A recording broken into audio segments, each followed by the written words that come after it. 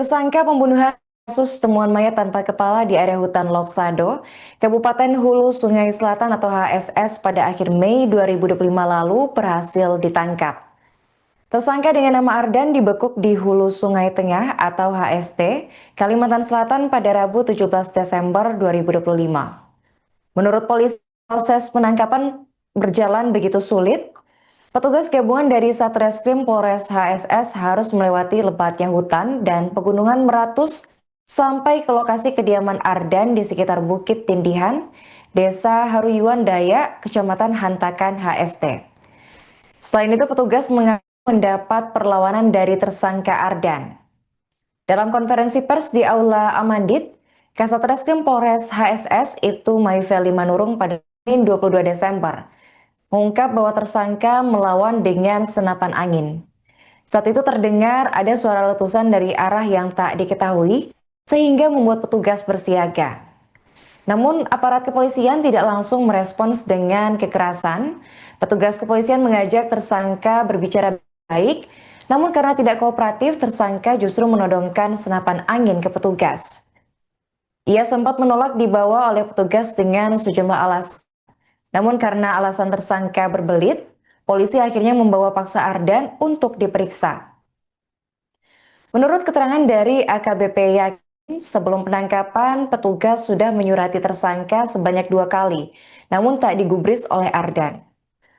Lebih lanjut, Kapolres menyampaikan apresiasi pada warga dan juga keluarga karena telah mempercayakan kasus ini kepada pihak kepolisian. Dari Raita, Juhar anak dari Raita. Jadi ini kalau adik kakak sangkanya. Ya.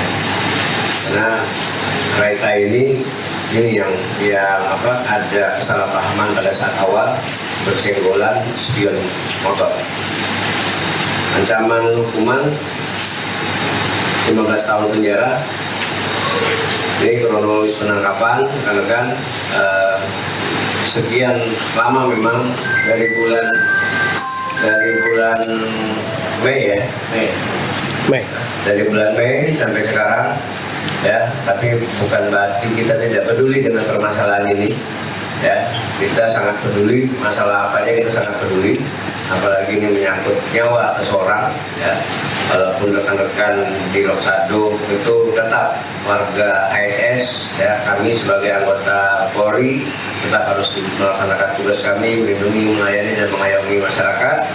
Ya, alhamdulillah satu di antara tersangka sudah kita temukan, walaupun dengan medan. Saya lihat video dari Kasat Reskrim, dari anggota-anggota Reskrim. Kalau tidak salah 2 kali atau 3 kali ya, 2 kali ke TKP ya, DPO atas nama Ardan dan anak dari Raita di sekitar Bukit Tindihan yang terletak di Desa Haruyan Daya, Kecamatan Hantakan, Kabupaten Hulu Sungai Tengah. Jadi kita lokasinya di HST. Harus melaksanakan tugas kami, melindungi, melayani dan mengayomi masyarakat. Ya, alhamdulillah satu di antara tersangka sudah kita temukan, walaupun dengan medan. Saya lihat video. Pihak kepolisian berhasil menangkap salah satu tersangka pembunuhan Jumat 40 tahun, pria yang ditemukan tanpa kepala di area hutan Loksado, Kabupaten Hulu Sungai Selatan atau HSS pada akhir Mei 2020 lalu. Ardan yang berusia 28 tahun itu sempat masuk daftar pencarian orang atau DPO sebelum akhirnya dibekuk di Kabupaten Hulu Sungai Kalsel pada Rabu 17 Desember. Kepolisian dari Polres HSS kemudian menggelar konferensi pers di Aula Amandit. Mapolres HSS dipimpin Kapolres HSS AKBP Muhammad Yakin Rusti pada Senin 22 Desember. Dalam pertemuan pers, tersangka Ardan hadir bersama dengan sang istri, keluarga almarhum Jumaidi, serta kuasa hukum korban.